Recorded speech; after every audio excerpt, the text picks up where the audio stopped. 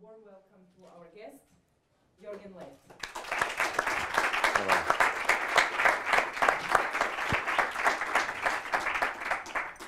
Thank you very much for your welcome, the warmth I feel.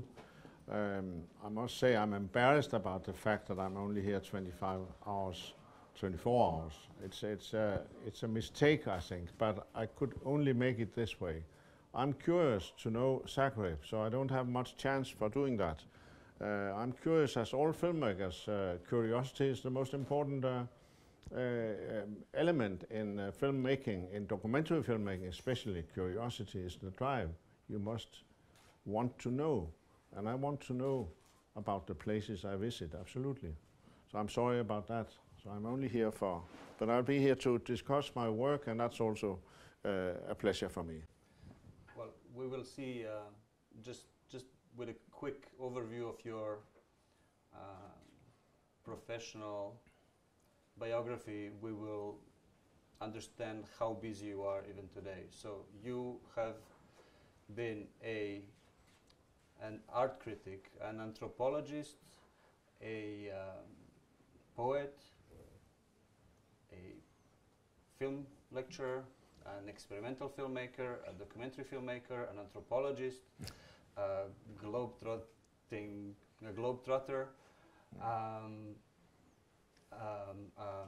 a Tour de France commentator. A Tour de France commentator, and this live music that we've been hearing, this jazz music and this poetry in this strange language that we've been hearing is actually like a web ripoff that with the video quality was too bad, so we just play the audio, but it's basically the poetry of Jorgen set to a jazz improvisation, which is something that you do regularly.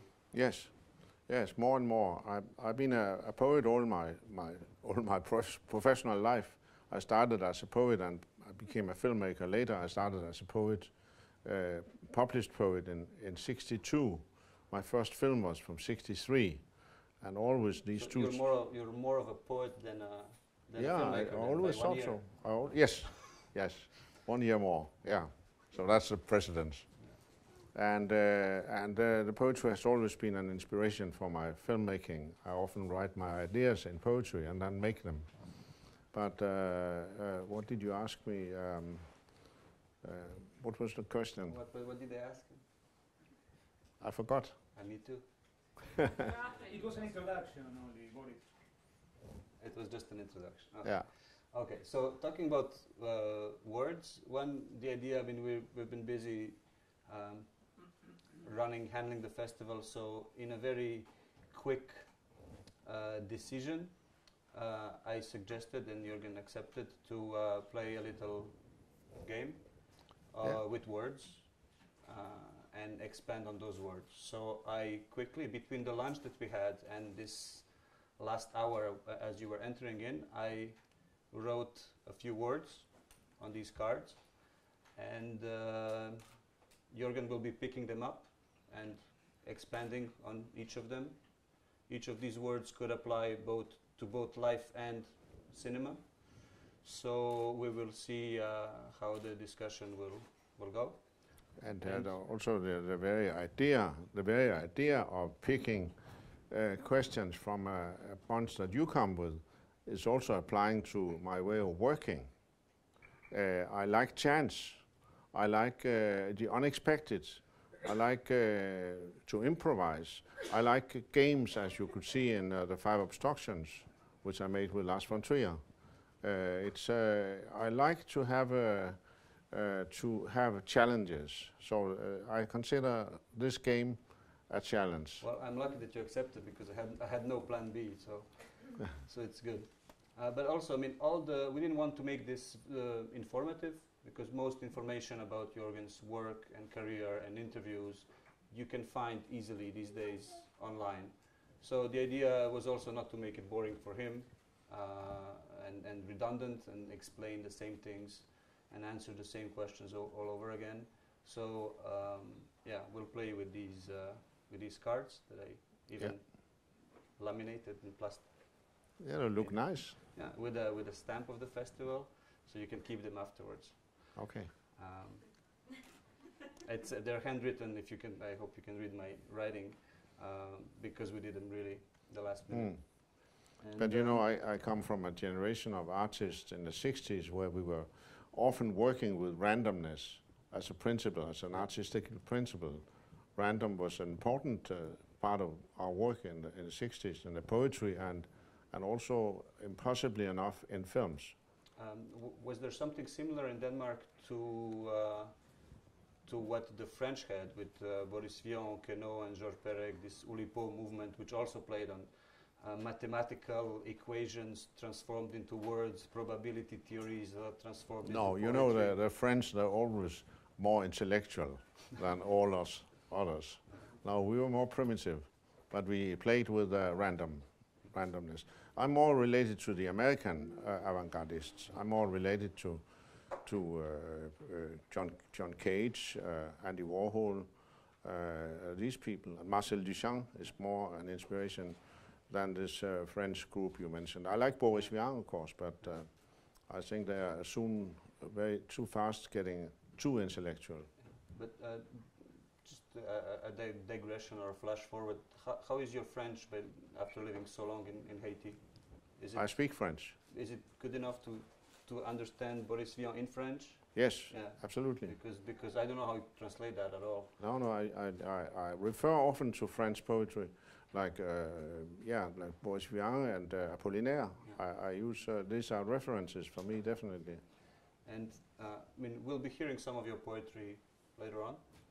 In English. In English, yeah. Well, that's my point. I mean, do you write it yourself then in English? You rewrite it in English? No, it's translated. It's translated by somebody else, and also my poetry is translated to French by somebody else, by a poet himself. So no, it's too big, too complicated for me to translate my own poetry. I don't like that too much. Well, so we also have a few. Let me just replug the video cable, and we have some clips from many of your works. Yeah. And I guess as the conversation draws us in, we can play. I can select one by one. I don't know. Maybe we could play also. Let's say, as a background instead of this monotonous screen, play the Perfect Human as a constant background. Yes. As a constant black and white background without sound. Without sound. Yeah. Yeah, that's okay. Okay for me. I'll do that. Okay, so while I set it up, I mean, do you feel like just sharing one poem, like in a short one? I could do that, yeah. Please.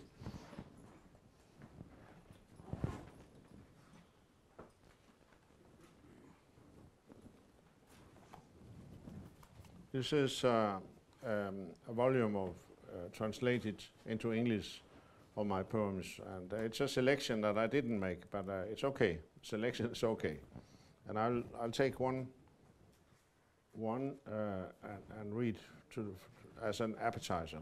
Okay.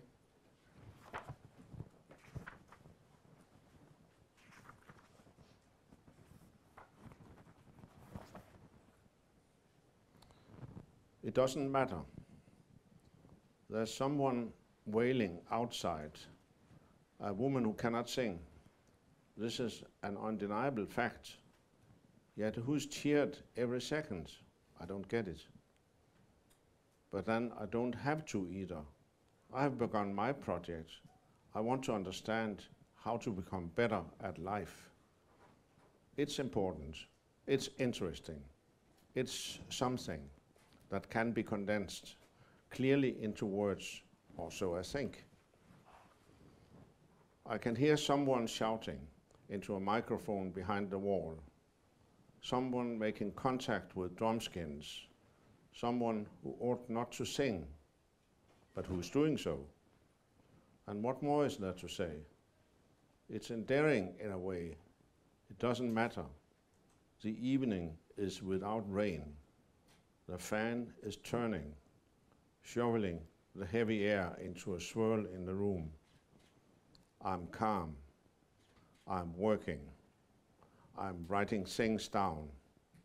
I'm placing a period. that was written in Haiti, no? Yeah, it's written in Haiti. Yeah, that's where I write most of my things. So, do you split your life as before Haiti and after? What do you mean? I mean, do you consider that, do you make this like line Yeah. in your life has, what made you just as a context, because we'll keep mentioning Haiti Yeah. throughout the thing. So you've been living basically, you're a resident of Haiti since Yeah, 25 years. Yes, 25 years, since 91. And I knew Haiti from 82. I shot a feature film in Haiti in 82 called The Foreign Correspondent. And I came to Haiti because I read a book by Graham Greene that I liked a lot, and it made me curious. So I came and I fell in love with the country. And I came back several times. And finally, after a dramatic turn in my own life, depression and divorce, I decided to move to Haiti in 91 during another film I was shooting, also in Haiti. So since then I stayed there. I'm dividing my life between a period in Haiti and period in Denmark. Every year I go to Haiti in November. I leave the 8th of November in next week, and I come back in April. And for me, that is a period of writing, thinking, developing ideas. When I'm in Denmark, I do a lot of other things, visiting a festival like this, commentating Tour de France, doing concerts, lectures, etc. So it's a busy time, but less productive in the sense of writing. So let's. I don't even know how many of these cards are in my hands. So pick up one and then just go in any direction that you'd. So I just pick. This is random. I take this one, for instance. This one. Yeah. And I read what's on it. Yeah.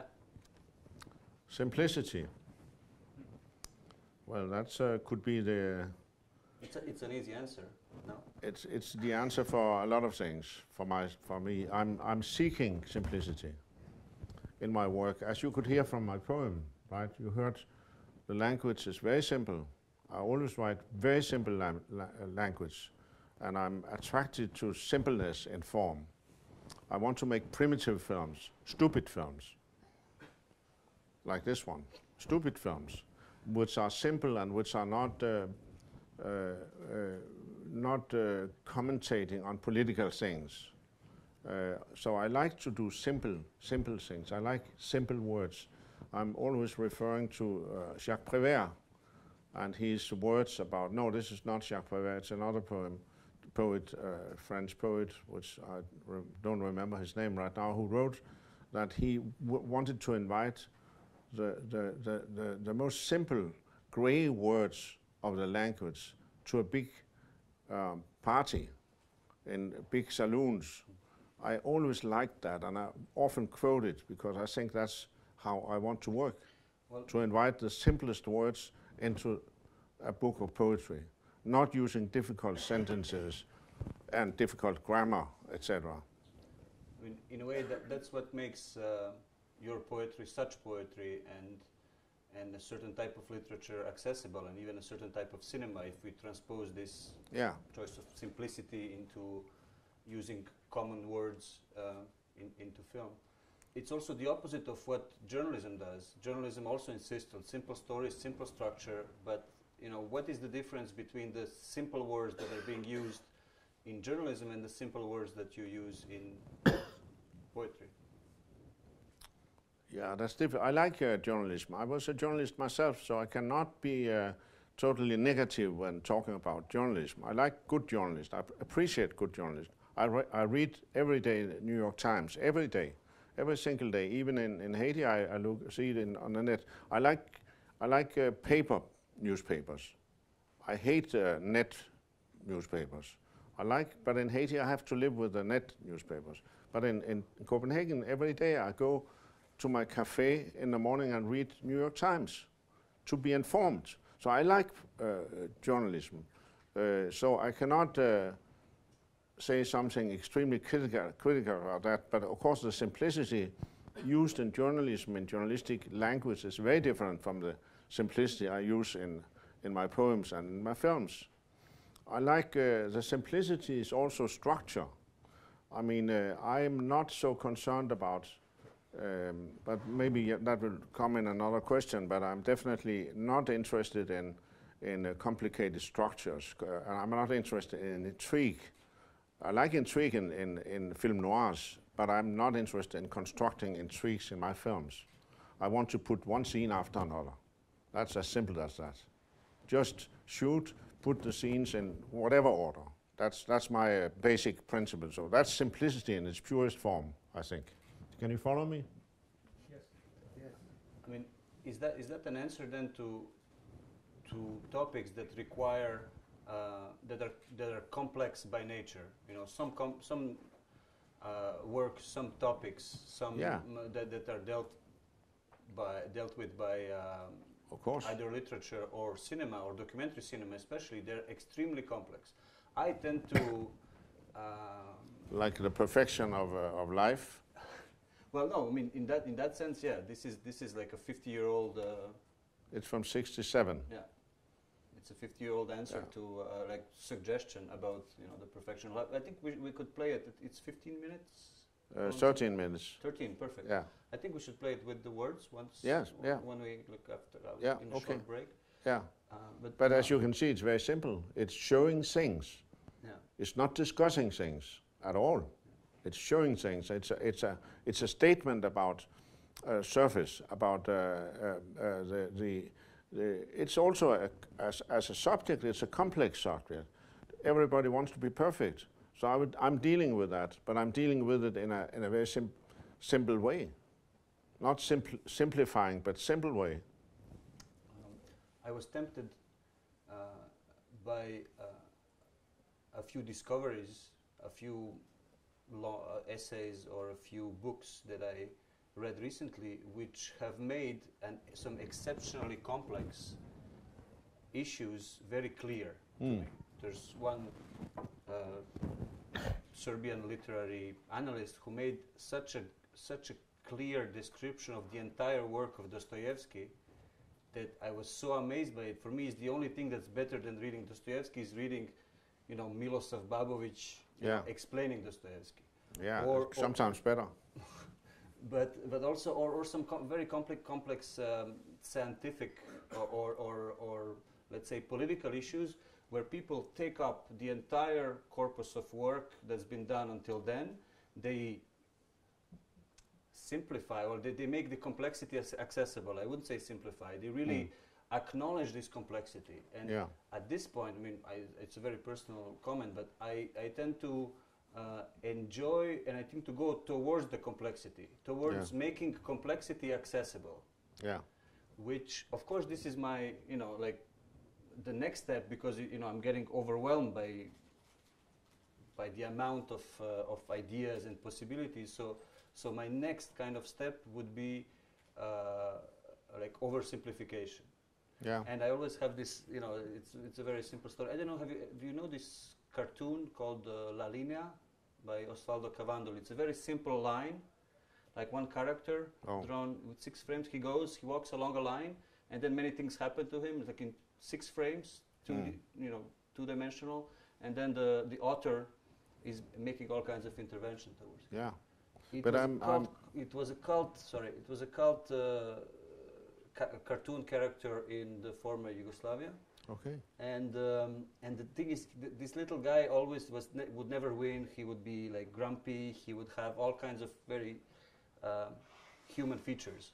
And then by complete accident, I met in 10, 12 years ago the author of that cartoon in Milano, and he explained that he was working in clay animation for years and years and years. And then after one decision, he said, enough of these endless things. I'll make this little character, and it's 6 frames per second. The hand never leaves the drawing board, and he it went all over the world. Yeah. So I don't know. Does it have to click in your head? Is it a decision? Do you need to be exhausted by complexity in order to go? No, simplicity is the question of talent. While you're telling the story, I want to mention a few examples of films that I make in to explain what kind of simplicity in the storytelling. This is one, of course. We can talk about that later when you've seen it, but also the next film I did after that, Life in Denmark. Well, Life in Denmark is not a small project. It's a big project, and it has its complexity. Many people would have opinions about how life is in Denmark. But I chose to be the curious anthropologist who doesn't know anything about life in Denmark. And I'm asking the most simple questions. How is this man walking? How is he eating? How is he doing this and that? And I'm taking characters from life in Denmark, a policeman, a school, agriculture, family, etc., young girls from a village telling about their simplest daily acts, etc. So I make it very simple, and it becomes, in a strange way, poetic that way. That's a miracle that's happening when you are trying to describe things in the most simple way, like tableaus. I don't want more than, I prefer to have one person in the picture, like here. Not two, that's already many, I think. And three, that's too many. And I like them not to interact like being observed by the camera. I want them to act to the camera. Like here, clearly. Here, that's what's happening here. So that's my idea of simplicity. So in that way, the plots become extremely simple. Later on, I was inspired by the anthropologist Bronislaw Malinowski. And I've always been inspired by his things, his way of putting people in tableaus, in his research in the islands, Strawberry Islands. I've always been fascinated by that. And finally, I went to the Strawberry Islands to go in his footsteps when I did my film Notes on Love, because he was describing sexual life of savages. That's his most famous work, and also that's an extremely complex and politically charged subject, right? So I went to see, and I wanted to use his anthropological angle on simple things in daily Denmark also. So I like to choose an angle that is showing how things work, how they function, how people function, what they think sometimes, but especially how they do. Can you follow me? Yeah. So in a way, like insisting on simplicity creates a certain algorithm between all this simplicity to create something that's not so simple. Suggestions towards like some sort of poetry. Yeah, I'm not in the business of suggesting to the audience what to do with life. That's not my business. Okay. No, I don't deal with that. I'm against it. I'm against what's his name? Luckily I even forgot his name. The American film director, the big one. Michael Moore. Yeah. Michael Moore. I don't like his work. I hate that way of filmmaking, because he's telling us what to think, what to eat, what to do. I don't like that. I like cinema that is observational, that puts questions rather than answers. That's very important. Curiosity is important. That's the highest deed of all, curiosity, to be open, to not know, and to be in a way stupid towards with the world or the realities. And how do you feel? I mean, we'll be seeing clips from your scenes from America, then from 66 scenes, from the new scenes from America. Yeah. And also Life in Denmark has a similar kind of tableau-ish setup. But what happens a few decades later? Because you are experienced enough, you've had such a long mileage as a filmmaker, that when you were doing these things, most of them were quite new. and this simplicity also played on this novelty factor.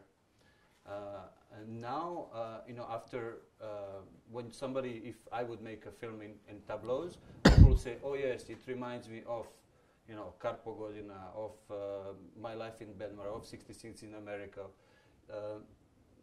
Where do you have a feeling that simplicity, that it's more and more difficult to find simple things now that when we've seen so many different types of films? No, I think you can use that method any time, and I'm returning to it. I did a portrait of a poet a few years ago. I don't know if you saw that, which is very similar in style to this one. So I'm returning to the simpleness. And I'm forever in love with the anthropological, the naive anthropologist's attitude to examine, to see if it is true, see how it works. I'm forever obligated to that. So I'm in my next films, and I just have to find a new aesthetic idea every time. I cannot just repeat. It's too ridiculous to just repeat. So I'm trying to just use my own. I'm still awake. I'm still curious. I have not burned my own curiosity. So I still want to know. I use my curiosity when I'm writing and when I'm thinking about new film ideas. Which is quite impressive after 40 plus films. Well, yes. Okay. Thank you. I'll let you have another card. Then you don't need to reveal it yet, but you can think about it while we play. Okay. While we play this film in full. Okay. You can show it to me though. Yeah. Okay. Okay. So. Do I have to read it now or what? No, later. Yeah. Well, so, are you playing some sound now? Yeah. Okay.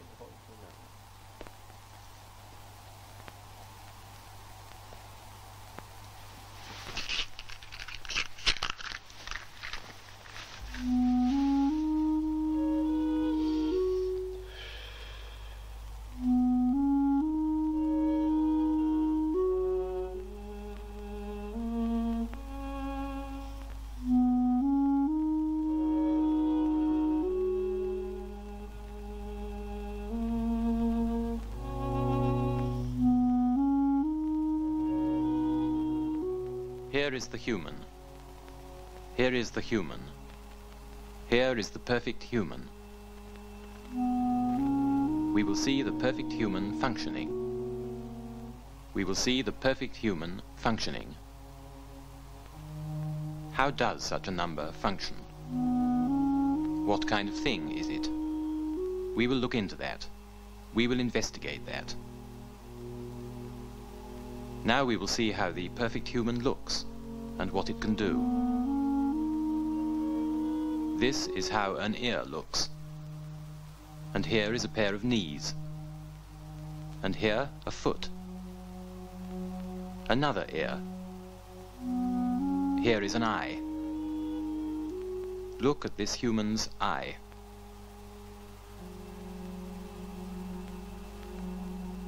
Then a mouth.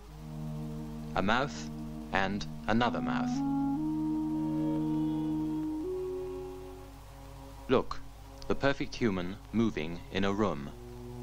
The perfect human can move in a room. The room is boundless and radiant with light. It is an empty room. Here are no boundaries. Here is nothing.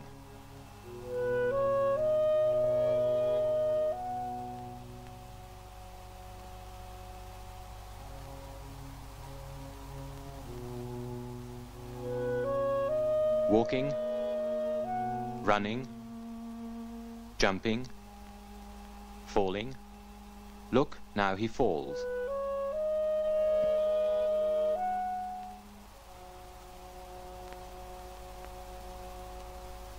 How does he fall? This is how he falls. Look, now she lies down. How does she lie down? This is how she lies down, like this.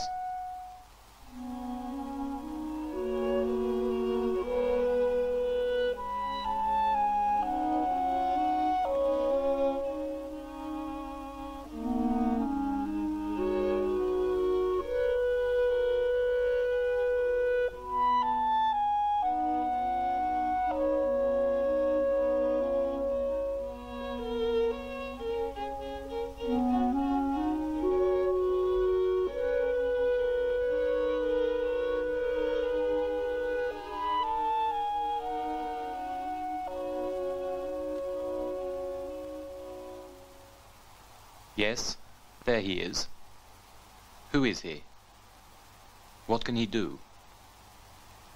What does he want? Why does he move like that? How does he move like that? Look at him.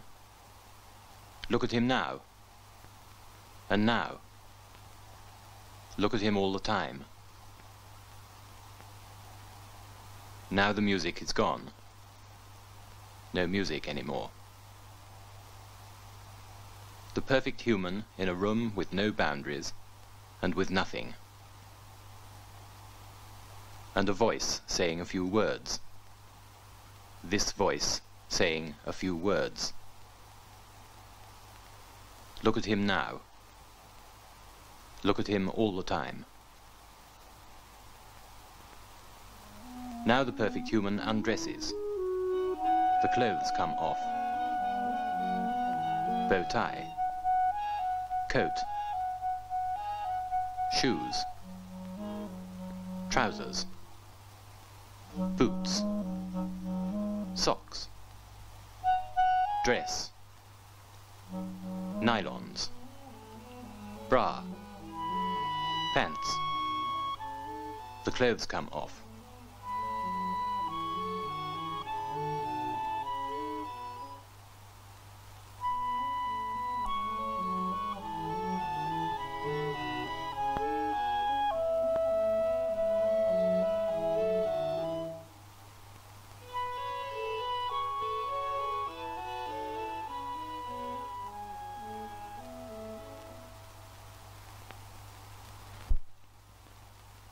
How is it to touch the perfect human? How is the skin? Is it smooth? Is it warm? Is it soft? Is it dry? Is it well cared for? How is the skin of the chin? How is it on the legs? The arms?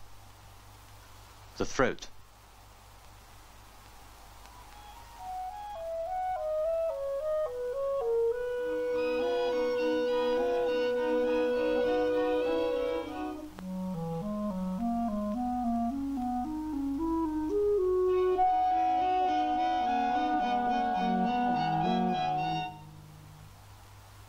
Here is the bed.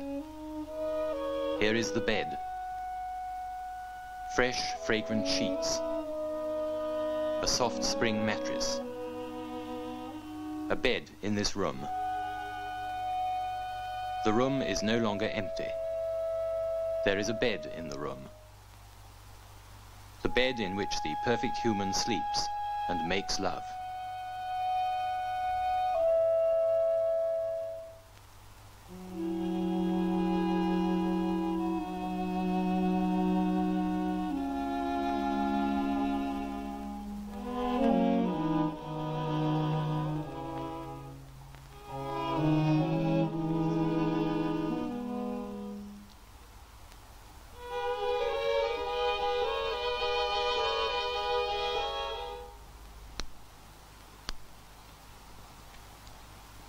Listen to the human getting ready. Listen to the perfect human living. Listen to its sounds. What is this human thinking?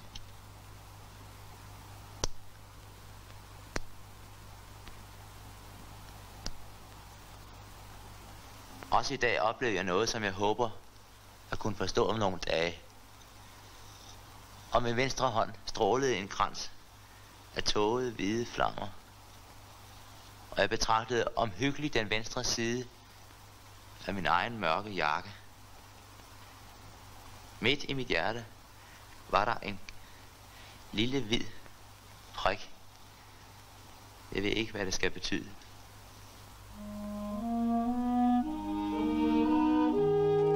Now there is a table too in the room, and chairs, and the human, the music, and the voice.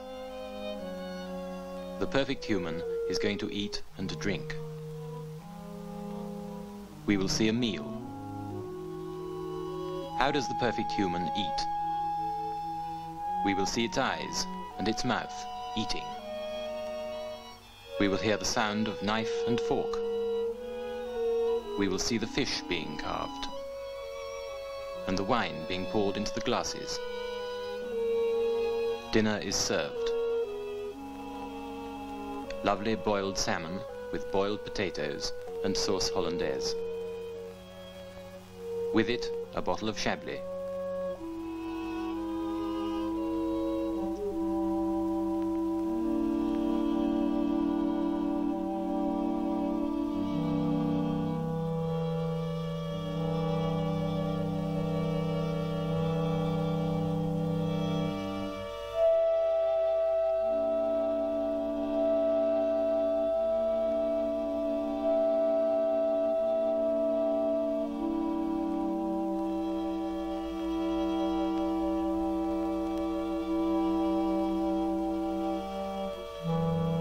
What is he thinking? What is he thinking? Is the perfect human thinking of the room he is in? The food he eats? Happiness? Love? Death?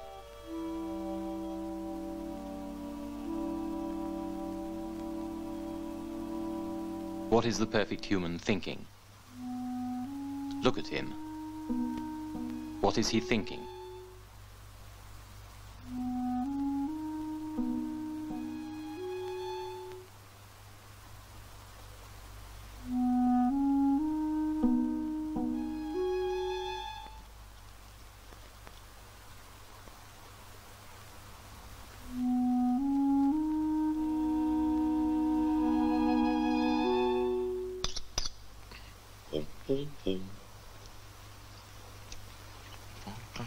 Lykken så lunefuld, for glæden så kort. Hvorfor gik du fra mig? Hvorfor gik du på mig? Ja. Hvorfor er lykken så lunefuld? Hvorfor er glæden så? Hvorfor gik du fra mig? Hvorfor gik du på mig? Hvorfor er lykken så lunefuld? Og hvorfor er glæden så kold? Hvorfor gik du fra mig? Hvorfor gik du bort?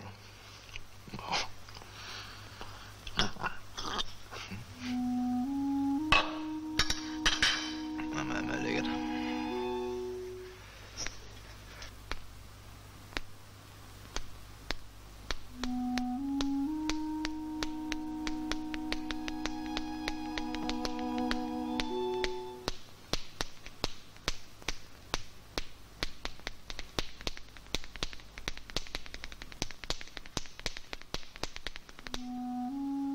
Også i dag oplevede jeg noget, som jeg håber at kunne forstå om nogle dage.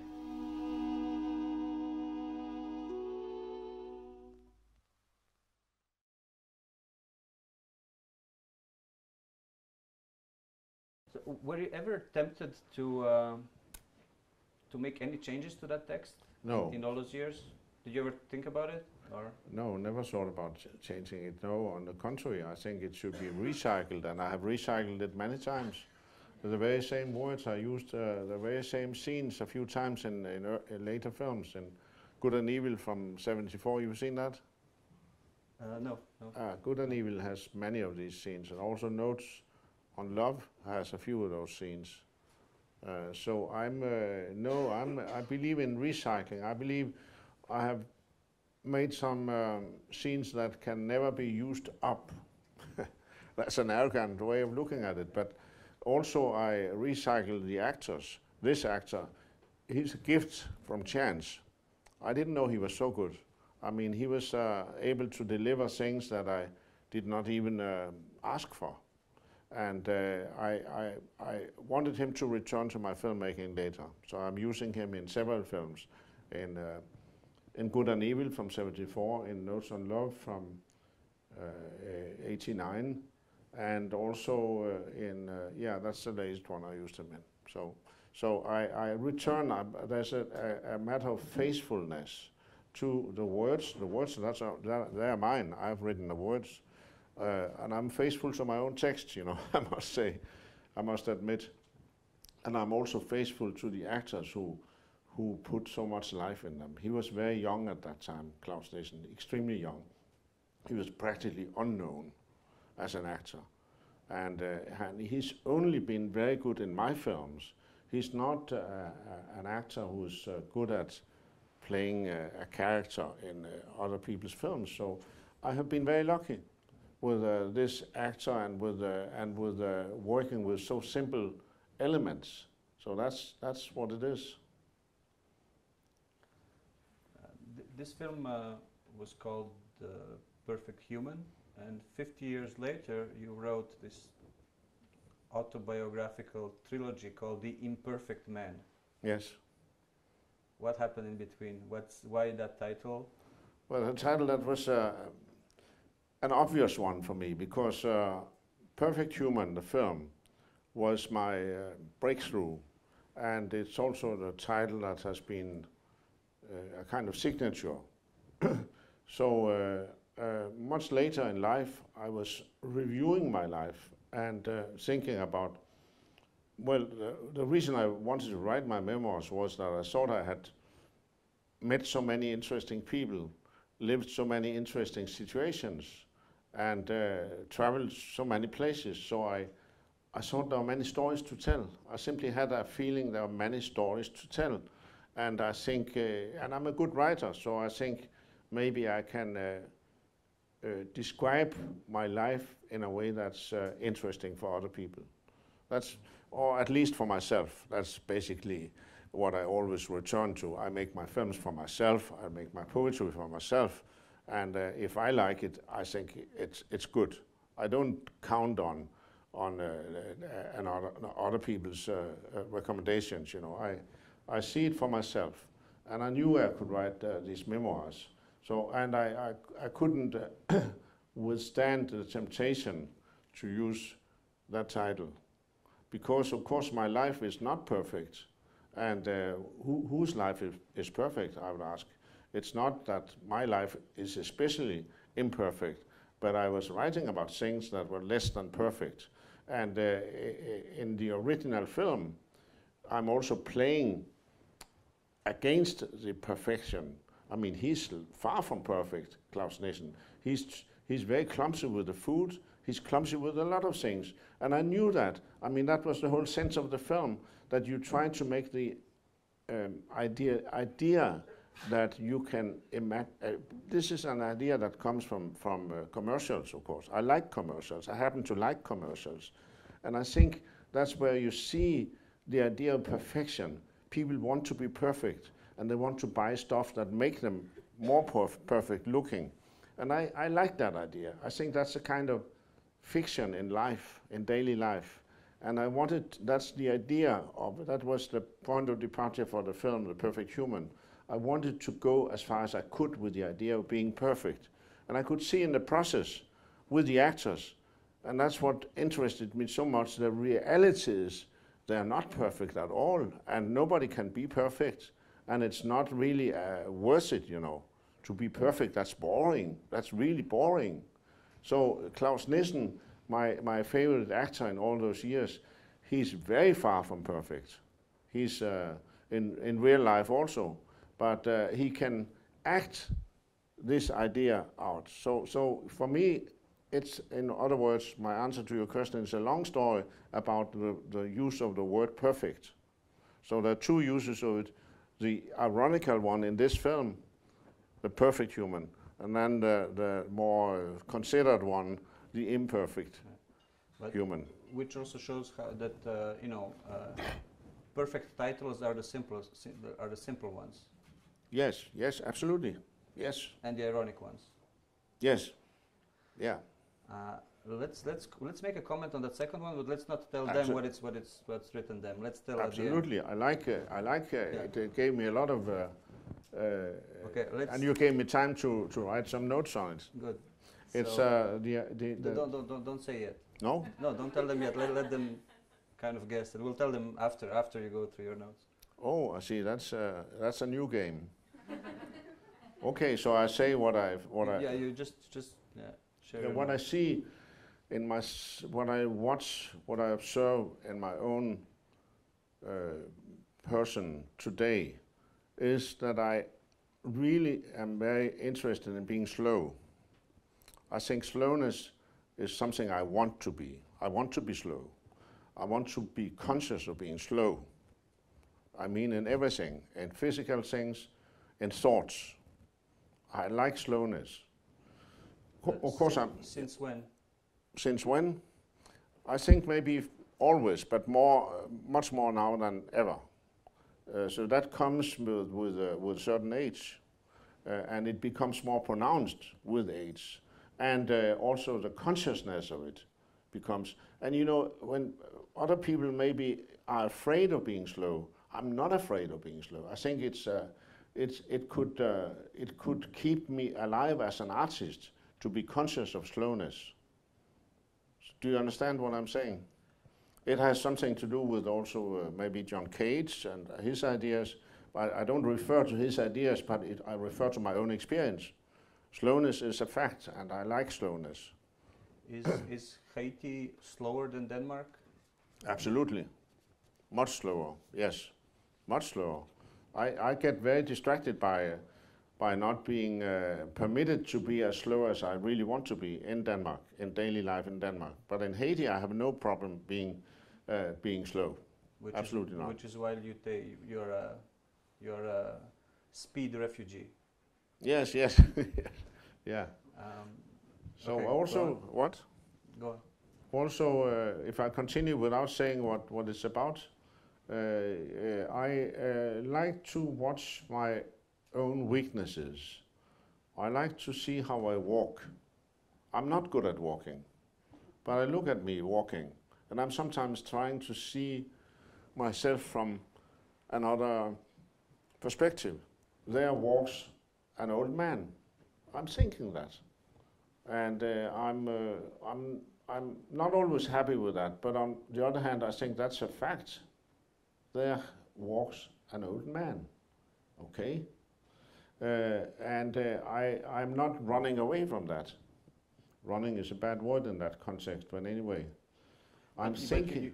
But you don't have the same attitude towards your films. You never say, this is an old filmmaker making. No, film. there comes another. Now we are close to reading of course the text you gave me, but of course, no, I think what is important in, maybe not for everybody, but for me, it's very important to get the most out of every step in life. And the step now is a certain weakness, a certain slowness, a slowness that I accepted and more than accepted, and to see what I get out of that. Is there wisdom in slowness? I think so. So I'm trying all I can to get all the wisdom out of my present situation. Walking slow, thinking slow, but maybe good, maybe not thinking bad, Also sensuality, that's almost a forbidden word, but I think the sensuality in any age is interesting. I want to explore it. I want to find out, what is it? What do I feel attracted to, etc. There's a wisdom in finding out these things, I think. Also taste. Of course, I like to eat well.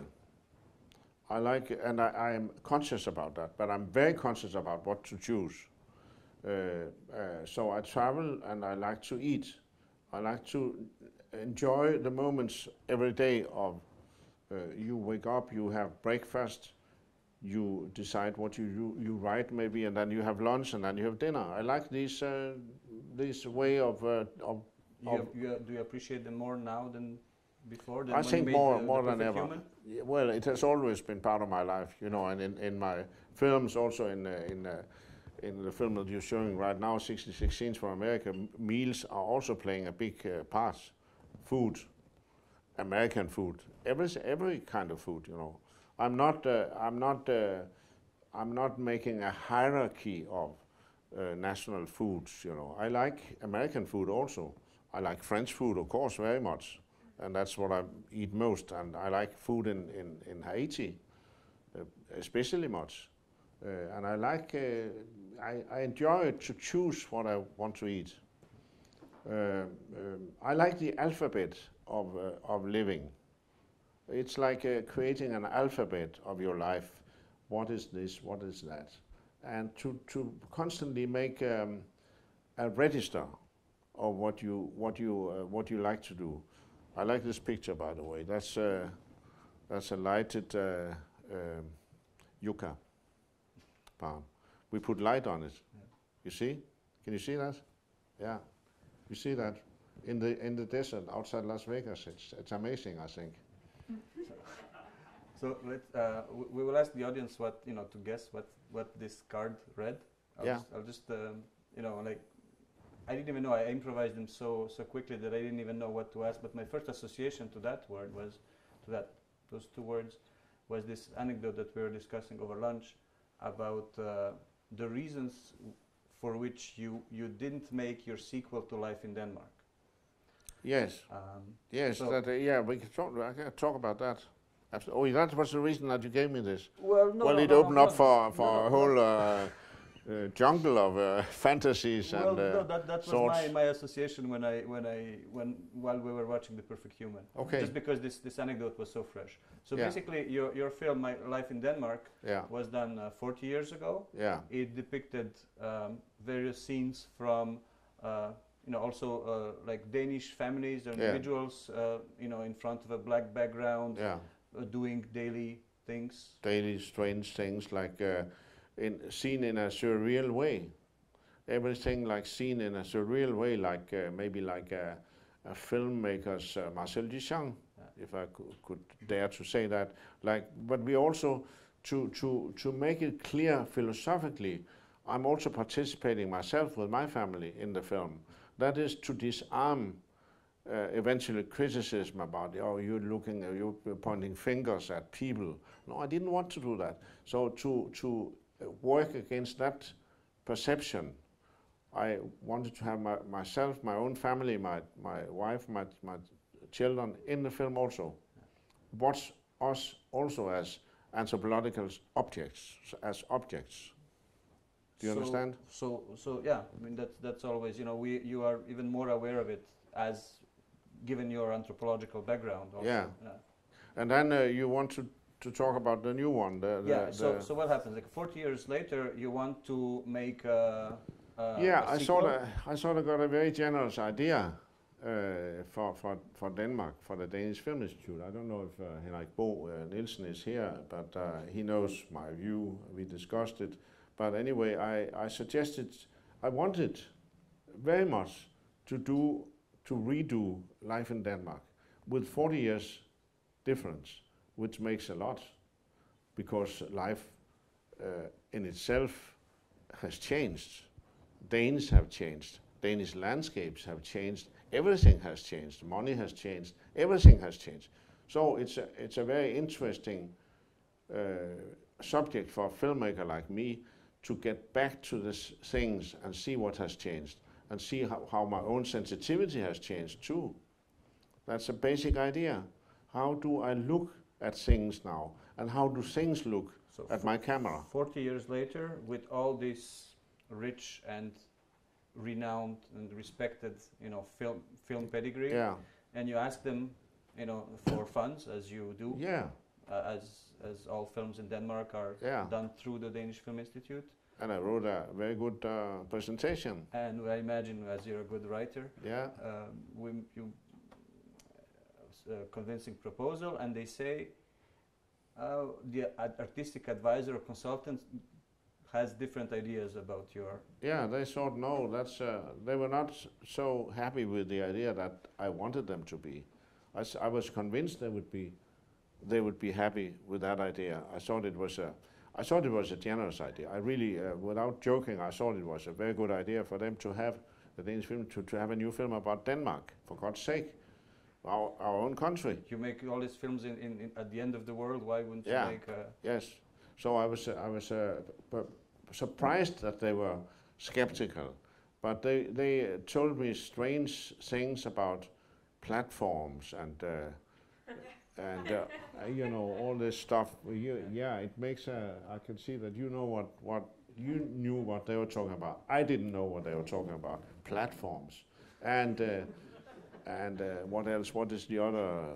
No. They insisted that you could not. That you should find a younger. Yes, they also said I wanted. The whole idea was to do that with my old cameraman, my first cameraman, Henning Kammer, who later became the director of the Film Institute, and who wanted to do it. And he's my age, but he's perfectly able to do to work with camera. He's not an idiot. He's a very intelligent man, a very able man. But they thought it was a bad idea to work with another old man, really. So I mean, what do you say? This is a scandal, and I made it a scandal because I went to the media with that story, and pointed fingers at the consultant who wrote those words, of course. But it's stuck there. The idea is stuck there. I cannot do it. So they asked for a transmedia version with a younger crew. Yeah, transmedia. That's a good word. That's the word I didn't know. But platforms and transmedia and all kinds of users. But that was another card. But that's what made it age limit. The one, well, you said it now. Yeah. So the card was okay. It was age limit. Yeah. Age limit. Yeah. Okay. Let's we got tons. I take another one. Sure. Up in the middle. Refuge. Yeah. Refuge. Yeah. Refuge. Yes. I could consider going to Haiti as a refuge. Is that what you had in mind yourself? In a way, yeah. We were also talking about over lunch. Again, what? We were also talking about this issue of refugees in Uruguay and Denmark. Yes. Yeah. Yes, I have an opinion about that also. I'm not doing a film about it. Yeah. We can make this. We got tons, and I think we can make quicker comments. So we can make this. So anyway, yes, I have an opinion about refuge. I think, of course, I'm against that. The discussion in Denmark is very narrow-minded, I think, and very. I think it's not satisfying. They're not generous enough. They want to limit the stream of refugees from Syria at the moment, and I don't agree. But that's a political discussion. I'm not doing political films, so I'm just discussing that now with you. And of course, I see the news and get angry when I see the news that I don't like. Of course. Would you live full time? You say now you're living 6 months Haiti, 6 months Denmark. Would you live 12 months in Haiti? No, not 12 months, but I might enlarge. I don't know what life brings. At the moment, I'm busy, as you have noticed, and I'm not going to slow down on my activities in Denmark at the moment, because I'm also living off that. I mean, I make money on what I'm doing, so I cannot just say no, now stop, because I don't have a pension. I moved out of Denmark. I moved to Haiti. I have to live the conditions that I have, I would like to, if it was not a matter of surviving economically, I would probably, and maybe I would enlarge the period in Haiti with already maybe from next year. I think I would like to expand it to 8 months, 10 months, maybe even, and but that would be the limit, I think, and that is not counting for health issues, etc. I don't know, but as it is now, I would prefer to be in Haiti longer than I am now, because there's a problem with having half the year, cut the year in 2 halves. It goes much faster. Time goes much faster. I don't like that. And how did the Haiti earthquake affect your view on slowness and on filmmaking? Wow, that's a big one. That's a big one. Yeah. The earthquake is a line in my life. I mean, I think everything is changed after that. First of all, I lost my house. I lost some of my archive. I lost a lot of things. And the experience of the earth shaking is unforgettable. It's a nightmare. It's a terrible thing. So you have to deal with it as a trauma. I'm good at that, I would say, compared to others. In my house were 3 of my compatriots that were working with me on editing a film. They were there, and they were all hit by the same terrible catastrophe in the way that mentally we were all safe. We saved our lives. We came out of it alive. The house was ruined. It cracked when we were in it, but we were able to escape. That's all. And then after that, the same evening, we were spending in the UN, in a UN camp outside town. We were told that it was totally flattened. The house was totally flattened. And I was visiting it a few days later. I could only go into town with an escort of UN, so I could not just go in, and I couldn't find anything. They were disappeared in the rubble. Nothing was there to get out. So that was, of course, you can imagine that's a terrible experience, but it's nothing compared to the 300,000 or 250 or to 300,000 people that were killed in Port-au-Prince. So I didn't want. I cannot say that I'm a big victim. But after all, when I look at it, it has been a mental shock. And I can see it on some of my friends who were in the house, that they are still suffering with the post-traumatic effects of that. But you still chose to stay, to live there? What? But you still chose to Yes, then I thought this is the time to maybe finish with Haiti after all these years. That was my first thought. And I tried to live in the Dominican Republic for almost a year. I tried that. But it was not good for me. I missed Haiti. I missed my friends. I missed my competence is also Haiti. It's a competence for me. I know Haiti. I can tell stories. This is pictures from my house, all these. I was the Danish consul. So that's from which film? No, this is from Truls' documentary. Yeah. And just anyway, I mean, yeah, this is how it looks. Yeah, so you can see it's a big shock to experience in life, of course. And I still think we are all who are there, of us. I'm not talking about the Haitian population, but we who are there in my house. I know that we all have issues with dealing with that experience, of course. I maybe have an easier way through it by being able to write about it. I wrote about it in my memoirs. I wrote a big story about it. For me, it was very important to be able to describe it minute for minute, what happened.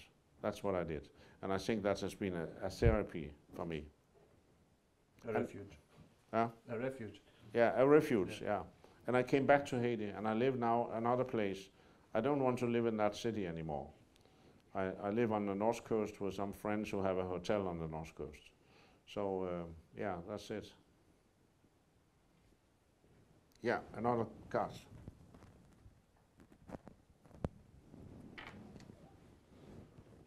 Well, I don't know if I can don't deal even with tell that. me what it is. What? Don't even tell me what it is. Really? Okay, you're the only one who knows. Yes, but that's so I could talk about something completely different. We'll check in 2 minutes. Yeah. No, I don't. But it's a difficult one. It's not painful. It's not because I want to avoid to answer this one, but I'm hardly able to understand what you have in mind. So I have to say what's on the card. Yeah. Acceptable hypocrisy. You must have something in mind since you write it. Yeah. Something that I've said, maybe. No. It's just like a feeling of anger and disgust at the amount of hypocrisy that goes on, accepted and taken for granted, and just lived with. But is it acceptable? Well, obviously, for I don't know. I mean, it seems that people live with it without a problem. Yeah. Societies live with it. You know, I'm looking at my house. That's these pictures are extremely strong, I think. Yeah. Anyway. Yeah. Well, we'll switch to. Well, should we put the scenes from America then for acceptable hypocrisy? Yeah, it's too much. Yeah, Yes. I'll switch. Sorry. But you got an idea about how the house looked after the earthquake. That's it's a miracle that we got out.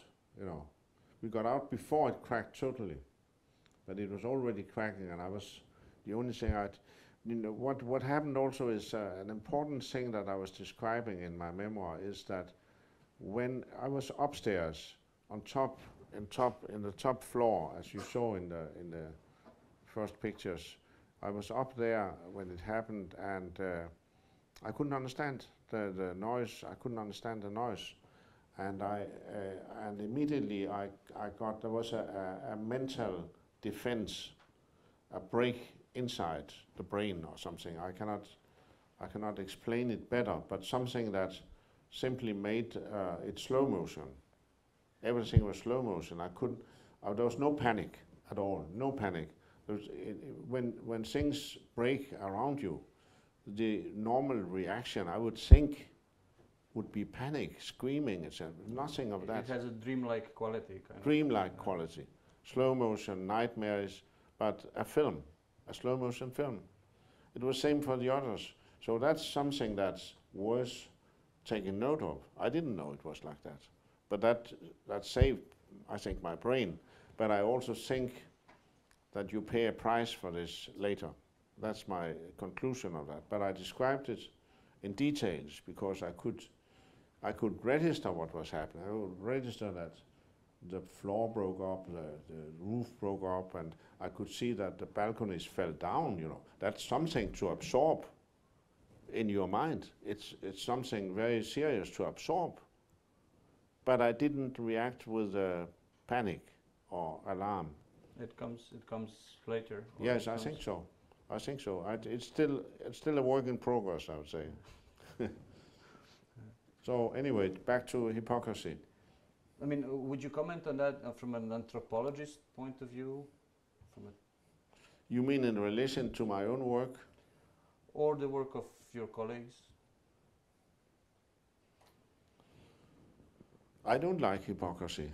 So I don't know if I can use the term acceptable hypocrisy. I see hypocrisy all the time. I see hypocrisy in the political debate in Denmark. I see hypocrisy from everybody that are public figures, and I don't like it, of course.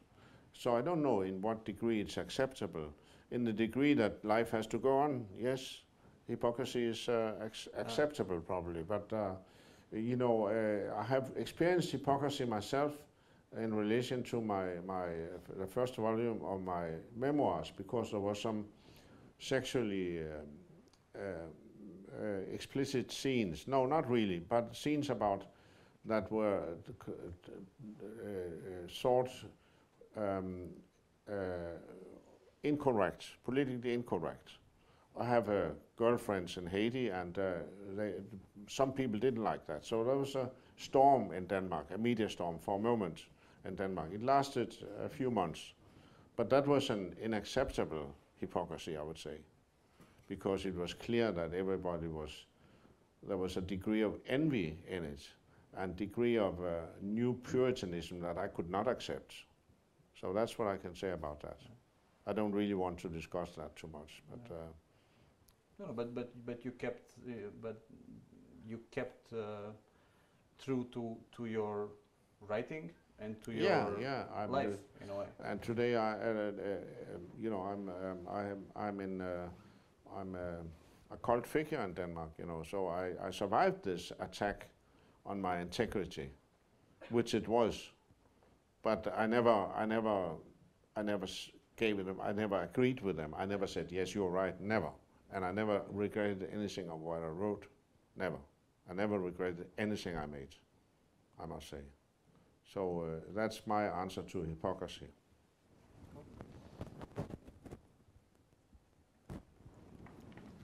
Sense of entitlement. Sense of entitlement. We just talked about it with Life in Denmark too. That I thought I was entitled to do. I thought I owned the title Life in Denmark, in a way. Yeah. I thought I owned that title. So of course I was entitled to do a new one of that. I would say that. Apart from that, I don't know. I'm entitled to, any artist are entitled to do his work, and that's it. And without discussion, do his work. As simple as that. That's an entitlement in a way, to be independent enough to simply do what you can do best. That's I'd call that an entitlement, and that's not a feeling that gives me a bad conscience at all. You're entitled to do your work as best you can. That's all. That's my sense of entitlement.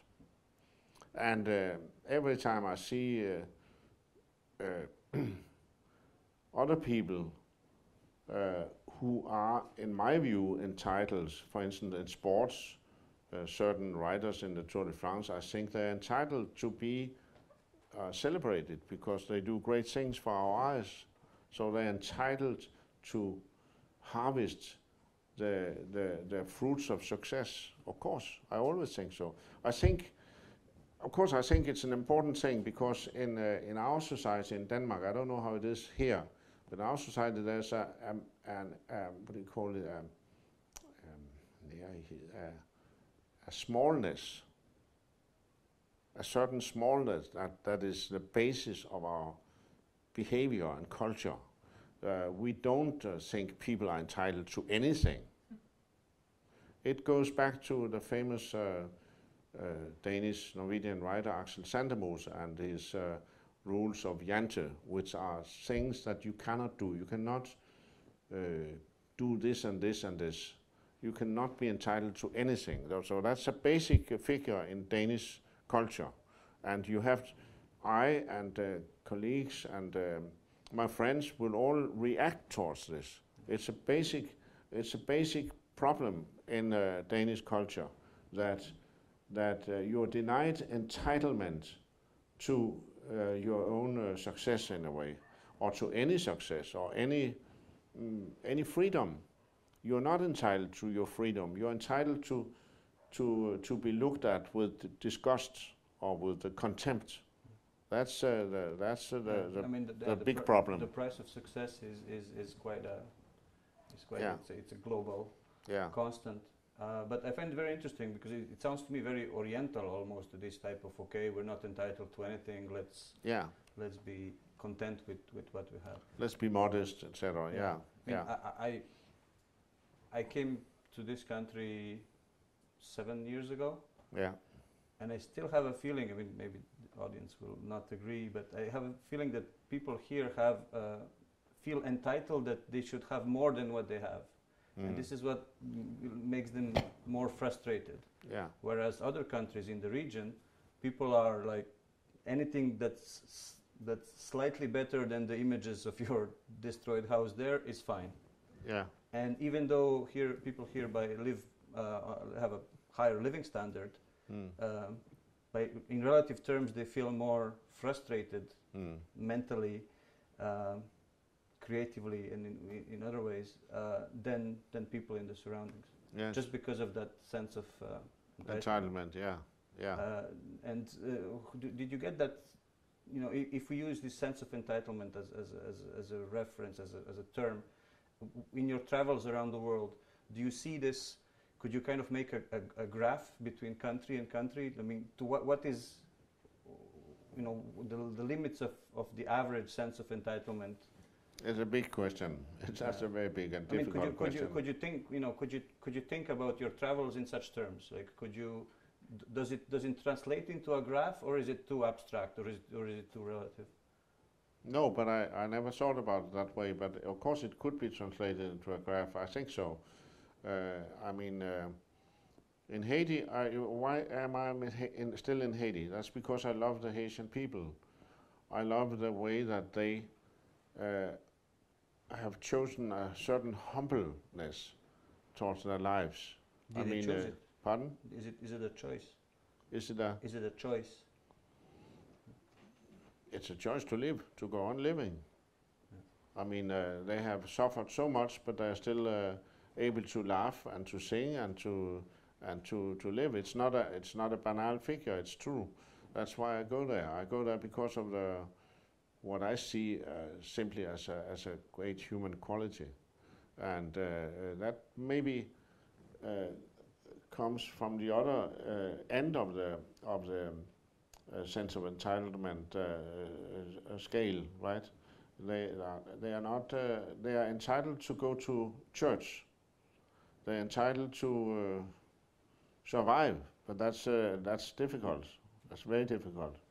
So that's what I see. I see this fight against existence, fight to exist, fight to survive. I see that all the time in Haiti, and it impresses me. And then what happens when a Scandinavian documentary filmmaker feels entitled to come to such a country and to arrive there for 2 weeks and make referential, like, documentary films that will make history about that country as an outsider and so on. So we have this slight, negative bias or prejudice and jealousy and envy and whatever you want to call it towards filmmakers from rich countries that go to the other end of the world and make stories which are usually quite a bit superficial and made told through a certain discourse which is which makes the locals frown, let's say. I'm very aware of that, of course, but I see that. I see that people come and make very superficial images and ideas about the country they're visiting. This was the point of my film Haiti Untitled, which I decided to make in 94, 95, because I didn't like that you make films about Haiti with just the shortest knowledge of the place. I thought that was false. So I wanted to use my own stable presence in Haiti as a background of making a real film about what it is. And still, it's not that you become much wiser and much more clever, but still you have the reference that is durable, right? I'm there, I can tell the stories from the angle that I have experienced by living in the country. So of course that's a totally different, but I know the conditions for journalism, and I have a certain disrespect for these documentaries you're talking about that are made in 2 weeks in a different country. Is there a debate about it Is there a debate about it in Denmark or in the? I mean, do people see it as an issue, as a problem, or is it just? There's always a debate about that. Yes. That you take advantage. You're there. You take advantage. Yeah, but not about my films because I'm outside that. I'm the contrary of that.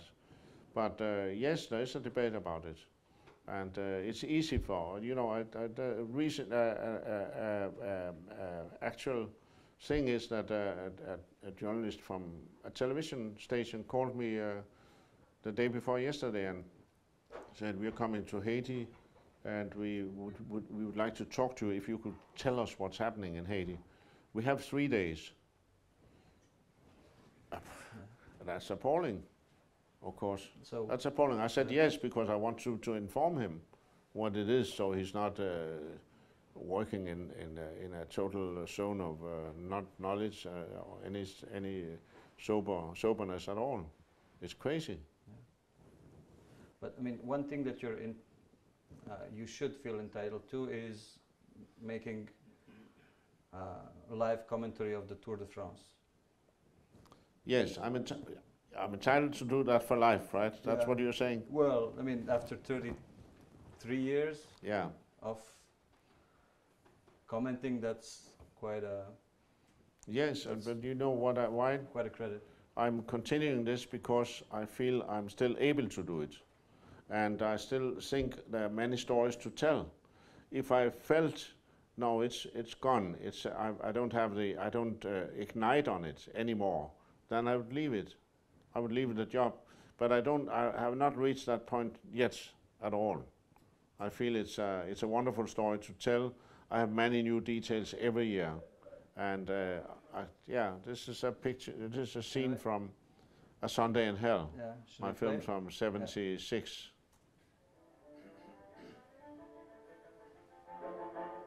Islamic continues its tremendous push, not that he intends to go it alone, but rather to provoke a state of alarm and split the field.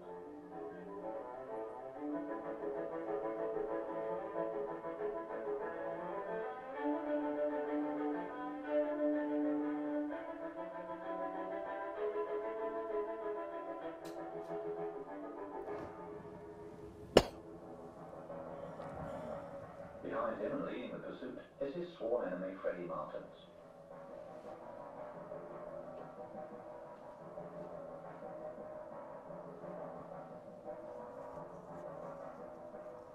Andre Dirks is at his rear wheel, and they have Dubrovnik under control.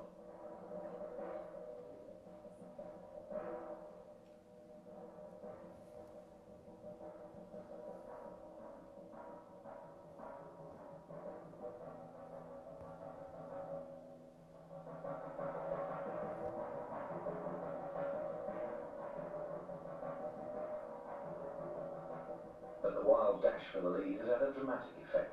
It took just a couple of miles to split the field. The merciless weeding out process has begun.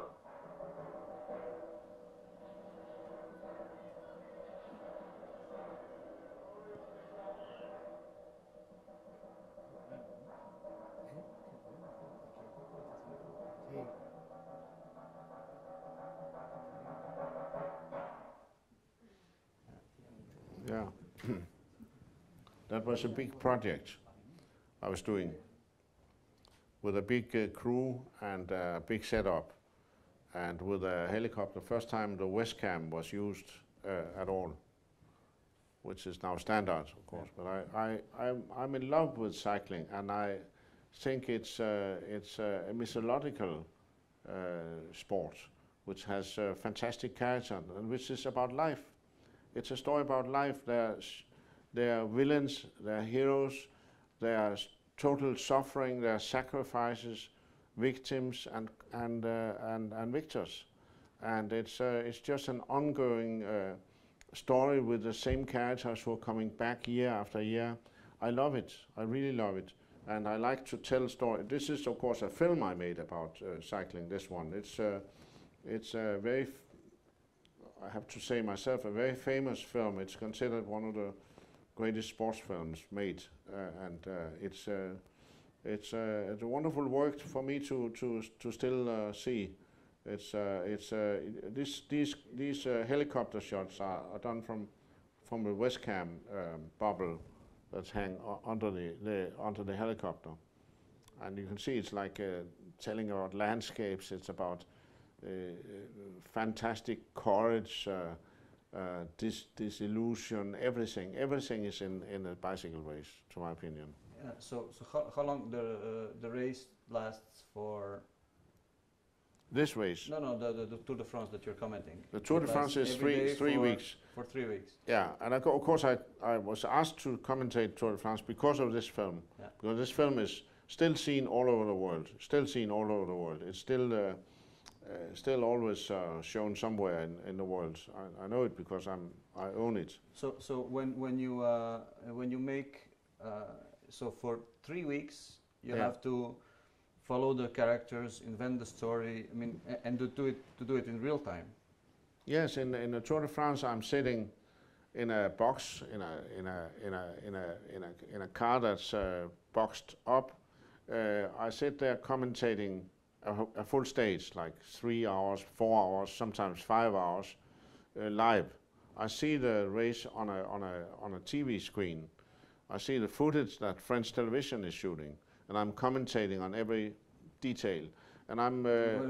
That's the every detail is what fascinates me, because you have to be commenting for hours and hours and hours, and if you don't choose to do it in the standard sports commentator way. I'm not doing it in a standard way. No. I know. So then you have to. You have to expand on every little hook. Yes. And that's what I'm doing. So, we are a team of 3 commentators for Denmark, and one of them is an ex-cycle rider, so who knows everything, and another one is a very good journalist, and the third one is me, the poet, who knows the history of the race and who also knows where we are in France. So I'm painting the big picture of wine. Culture, etc. I'm telling big stories about France all the time. So when we see a castle or something, a fortress, I know what's it about. I tell the story, and that's part of the story. That's part of the what do you call it for painting canvas? It's part of the canvas. That's what's happening there. Who are living there? Well, when we are in the south of France. I tell the story about the Catars. You know the Qatar story? No, but that's a big story. You should know. It's a story about religious wars in the Middle Age, and I know it, and I'm telling it every year. And they are not dissatisfied with the repetition of that. On the contrary, they ask me to tell the same stories about that, about the Qatars who were cleaned out by the Catholic mercenaries who came to get them. That was a long war in the let me see, in the 15th century. You should study that. No. But I'm watching this and I'm listening to you. It works. Yeah. It works. Yeah. Okay. Yeah. And here, this is this is in north of France, in the flat north of France. There are no mountains there, but there are cobblestones, and the cobblestones are from another age. They are impossible roads to go through, and that's a very feared terrain of riding.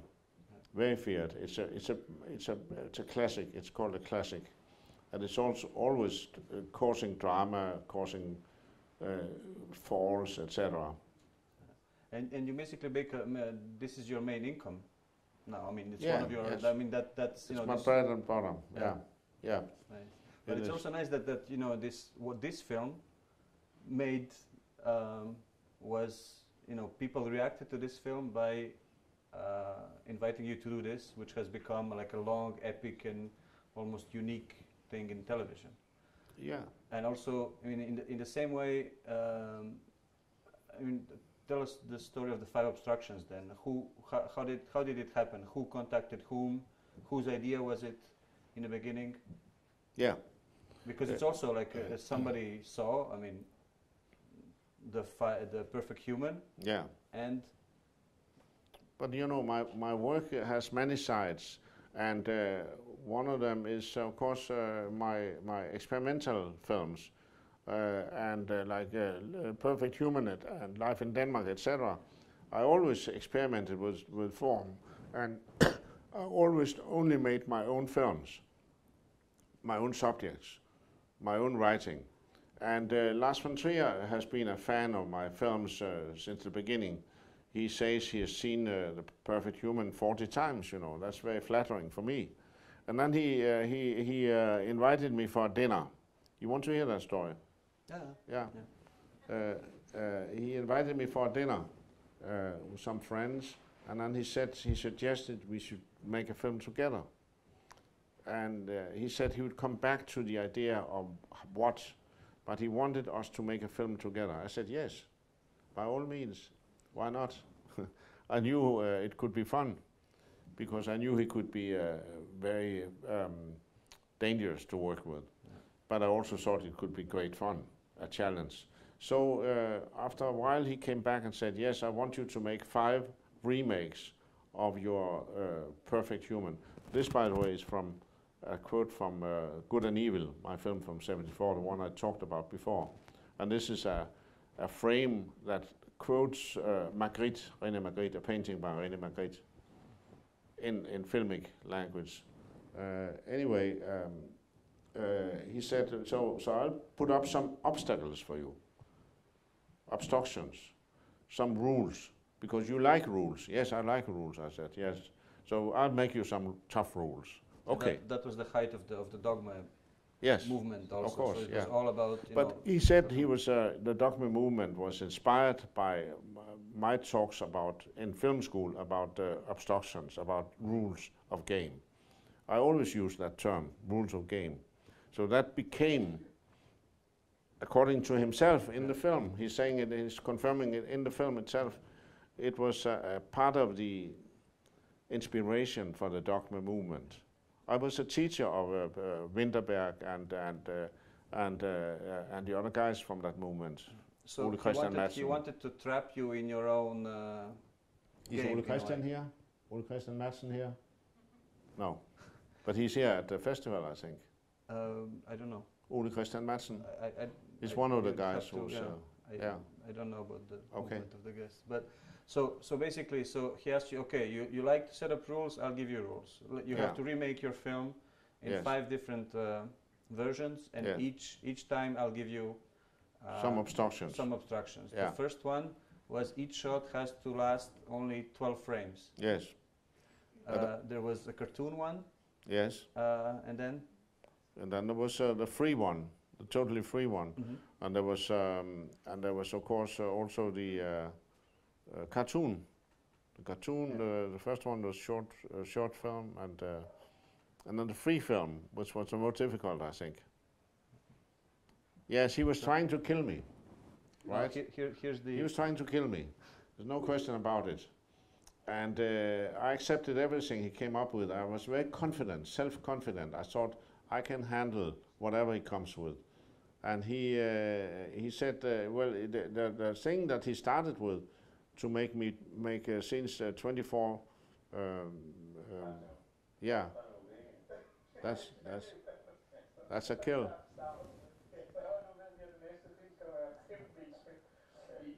I'll put the subtitles in.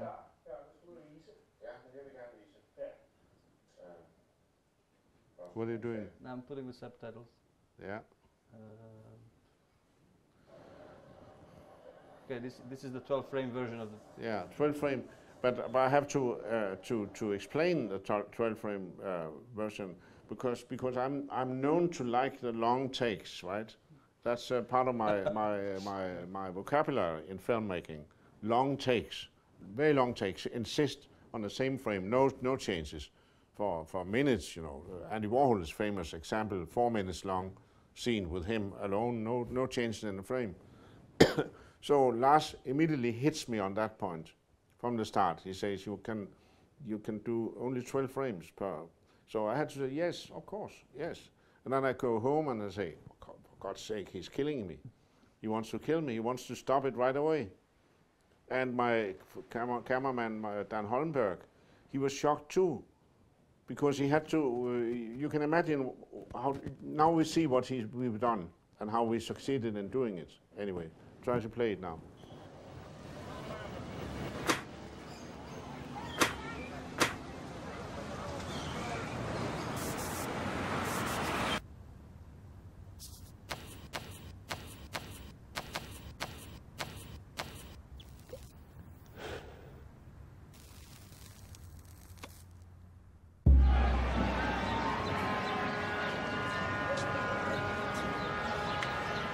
Cuba, Cuba, Havana, cigar, mand, kvinde.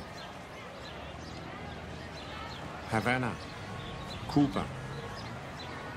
Denne stemme siger disse ord.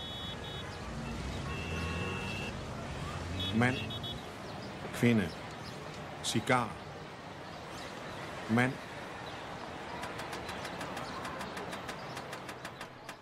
Her er det perfekte menneske. Her er det perfekte menneske. Vi vil undersøge, hvordan det perfekte menneske ser ud, og hvad det kan. And then other versions. Yeah. He made you repeat the dinner scene. Yeah, he made me choose. That was the first one, right? And we succeeded, as you can. I'm sure you will acknowledge we succeeded. No? Yes. Yes. Okay. And then he said to me, now you must choose the worst place you've seen on earth, and there we will have to arrange the dinner. You'll have to eat the dinner from the film. You have to do it yourself, no actor, yourself. And I said yes, okay. And I chose Mumbai, the whorehouse district, the red district in Mumbai. So that's where we are now.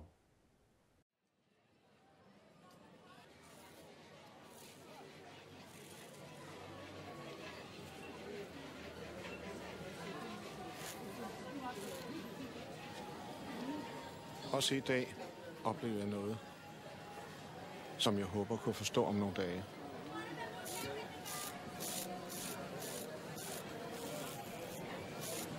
Om min højre hånd strålede en krans af tågede hvide flammer. Jeg betragtede omhyggeligt venstre side af min egen mørke jakke. Midt i mit hjerte var der en lille bitte lysende prik. Jeg ved ikke, hvad det skal betyde. Det perfekte menneske skal spise og drikke. Vi vil se et måltid.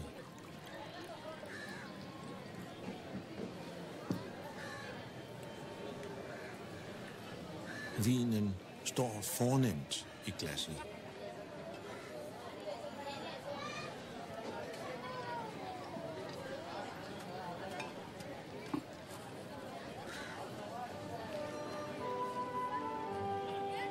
Over på tallerkenen. Dejlig fisk med ris, løg, citron og grøn sauce. Dertil en flaske Chablis.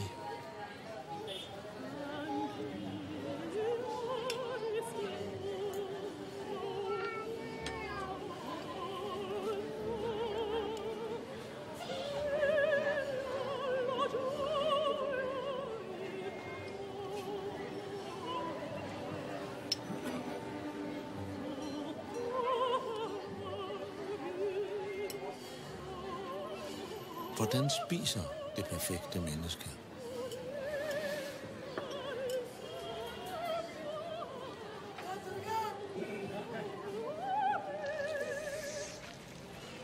Fisken er smuk at se på et bord. Den fortjener at ligge på sølv.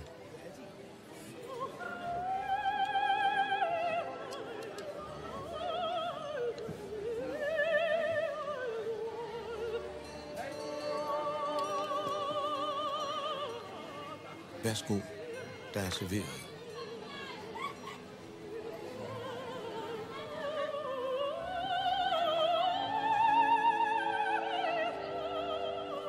Nu skal denne mad, stykke for stykke, ind i munden.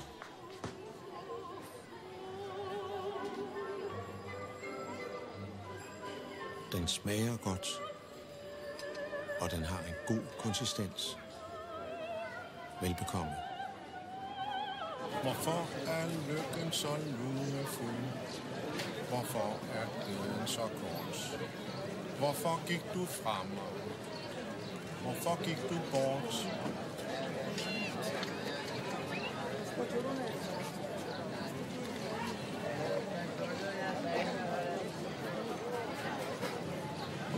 Meget lækkert.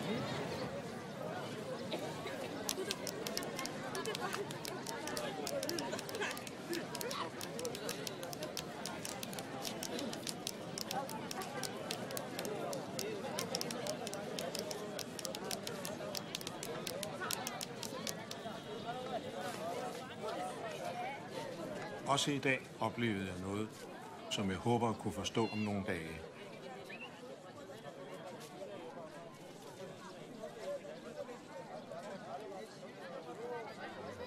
In my life as a filmmaker, the way of creative new language, that's an individualism in itself. To create new language, that's my obsession really. That's what I want to do, and that's what I try to do, to create my own language. To develop it in my own way. That's individualism. But it's individualism in your creative work, but also in your life path. I mean, what I really like in your biography is how it meanders and goes into directions where obviously you are the only one who makes the decisions. Yeah, I control my own life. That's true. So. I will up to a certain degree. I'm not always so totally in control. I have my weaknesses too, but I made some fundamental choices that are kind of guidelines for how to live. So I will end. I will end with this pirated mobile phone shot from one of your poetry jazz readings that I took off the internet, and we can escape in the dark now. That's another platform.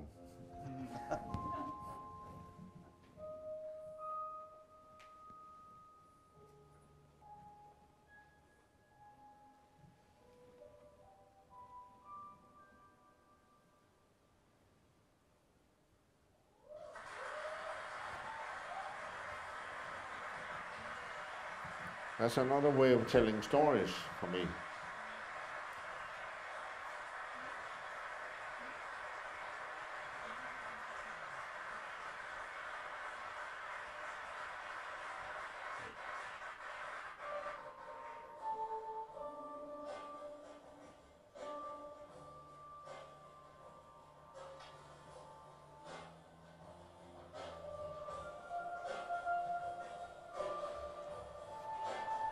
Yeah.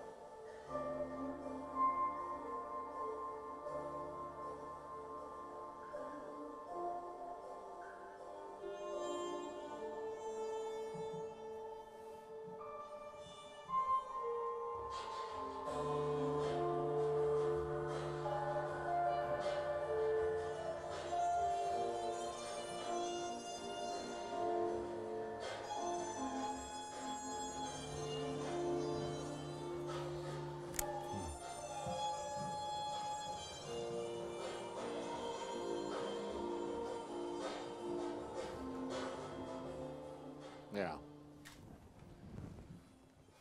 Oh well. You can keep these as a Oh, that's good. souvenir with the Zagreb Film Festival stamp. That's good. And, That's a good game. I'll play it again sometime. But I know too much now no, about. but there's words and words and side rules and side rules. I wish we had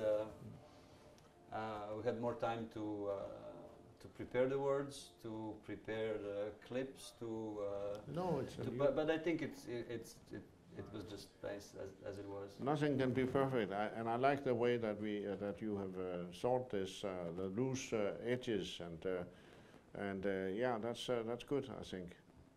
And you know, I also want to add. I think there was something that I wanted to say, that you don't have to know too much.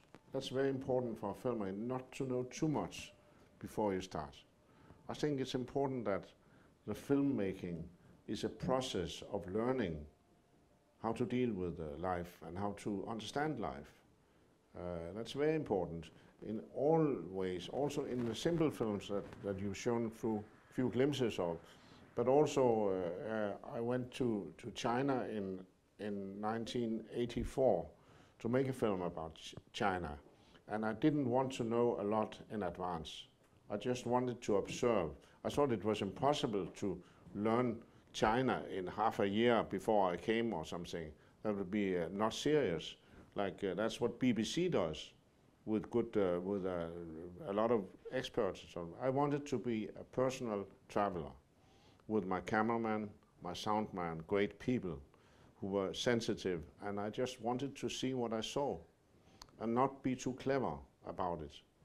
And that's what made that film good for me, that this was an observation of life in China during a certain travel. We traveled 5 weeks in a train in China.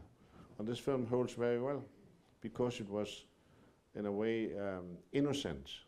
It was innocent. I was not charged with a lot of ideas about how China should behave, etc. That also touches with what you said about. So we make another card with innocence. Yes, innocence is important. To keep a certain innocence in filmmaking. Yeah, that could be the final line. Okay.